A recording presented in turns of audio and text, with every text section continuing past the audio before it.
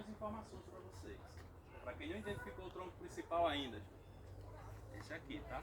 Aqui é onde deu origem a esse gigante, hoje com a idade aproximada em 136 anos. Um levantamento feito com os moradores mais antigos, eles falaram que eles ainda criança vinham brincar aqui, era um sítio. Só que eles falaram que já tinha um tronco aqui. Só que segundo eles, o tronco era fino e que nenhum dos galhos dele tocava o solo ainda. A associação de moradores que começou a cuidar disso aqui perguntou mais ou menos que data. Eles falaram ali por volta de 1888. Então eles começaram a se basear por essa data, para poder aproximar uma idade. Para saber a idade exata, gente, era preciso ser feito um corte no tronco, para poder contar os seus anéis de crescimento. Seria o carbono 14. Só que aí ele poderia não resistir a esse corte. Então eles preferiram só aproximar. Hoje ele ocupa uma área de 9.100 metros quadrados. É quase 1 hectare de um cajueiro só. Quem comprovou que é uma árvore só foi a equipe do Guinness Book. Em 93 estiveram aqui. Ficaram com a impressão de ser vários cajueiros. Essa impressão que a gente tem, né? Então eles escavaram esses troncos, que aparenta ser outras árvores, aproximadamente uma semana, para ver se realmente eles eram todos interligados até a matriz. E deu certo. Ele entrou na edição de 94 do Guinness. Está na página 69 do livro até hoje. Se tem alguém mentindo aí, são eles, tá? Você não paga só para repassar a informação. Ele produz caju de novembro a janeiro. Os frutos são para vocês visitarem. Bem na época da frutificação encontra o caju. Ele está amarelo, chama o jardineiro. O rapaz vai lá com a varinha, um cesto na ponta, colhe o fruto e distribui. É quando ele bota desse tamanho mesmo? Quando ele está verde, né? Quando ele está maduro é maiorzinho um pouco.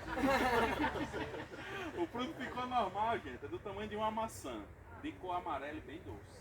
Só que ele vem produzindo pouco devido à idade, a falta da chuva e a urbanização em volta. Tudo isso ele está sentindo, mas ele já produziu bem.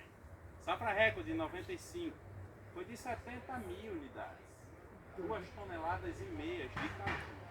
Os mais antigos no parque falam que na época chovia caju aqui dentro. Os visitantes paravam para tirar as fotos. E os frutos chegavam a cair na cabeça, na bolsa, era mais ou menos assim. Imagina desse tamanho. Os visitantes levavam, o pessoal da região eles vinham buscar. Mas não dava conta não. Estragava muito o caju naquela época.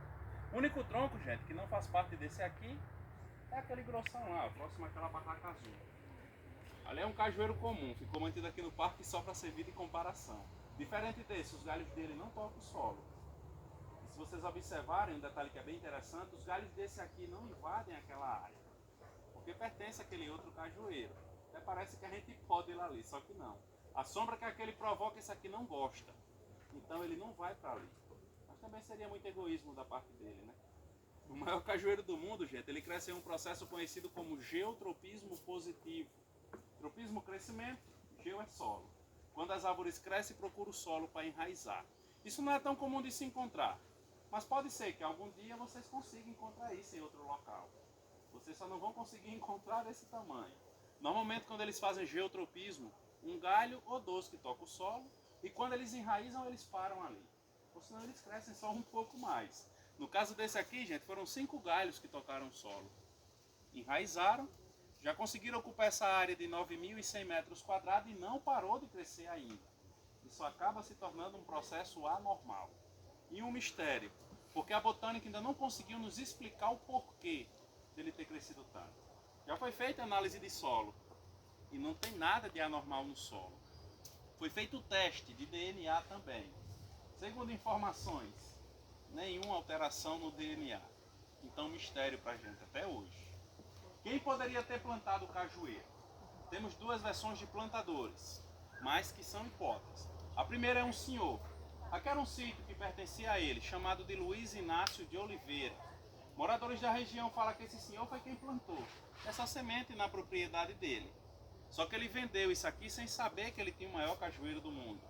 Ele vendeu para um amigo, Silvio Pedrosa, que se tornou prefeito de Natal, depois governador. Segundo informações, ele teria doado essa área para a comunidade. Só que naquela época, gente, não foi doado o maior cajueiro do mundo. Foi doado o cajueiro polvo.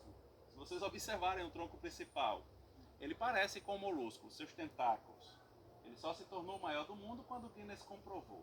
A outra versão de plantador, gente, essa réplica desse roedor aqui embaixo. está representando a cutia. Só que aqui o artesão se empolgou um pouco, ele fez quase uma capivara. A cutia é bem menor que isso aqui, tá gente? Ela se alimenta da castanha do caju. Só que para se alimentar, o animal costuma enterrar para perder uma concentração de ácido que tem na casca. Esse ácido em contato com a pele queima. E dependendo da quantidade, chega a provocar queimaduras até de 2º grau. O animal, sabendo disso, enterra. Depois de alguns dias, eles retornam e se alimentam das sementes, assim não tendo mais o perigo de se queimar. De várias que poderia ter enterrado, poderia ter esquecido de uma delas e daí surgiu o maior cajueiro do mundo. Essa é outra versão. É vocês quem escolhem qual versão acreditar. Só que a família do senhor, eles juram que foi o senhor quem plantou a semente. Mas a família da cutia está afirmando que foi ela, então eles estão em disputa, tá? O único galho que não sobreviveu, gente, foi esse aqui. Ao tocar o solo, sofreu um ataque de pragas, não resistiu. Mas mesmo assim ficou famoso. Como ele é o único que não desenvolveu, a gente do parque batizou o mesmo de salário mínimo brasileiro, porque ele é o único que não desenvolveu, né? Reza a lenda, quem encosta nesse galho não recebe mais que um salário o resto da vida. É tenso.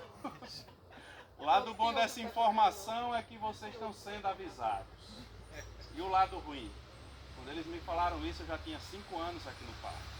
Já sabe o que aconteceu. Aqui vai ter uma área, gente, que vocês vão poder caminhar. Dê um pouco da noção da área que o cajueiro ocupa. Lá próximo à recepção, à direita, o nosso mirante. Vocês vão subir a escada. E lá vão poder ver 80% da copa e uma pequena parte do mar de Pirangi. Dependendo do teor alcoólico, poderão ver golfinhos também. Muito obrigado pela atenção de cada um de vocês.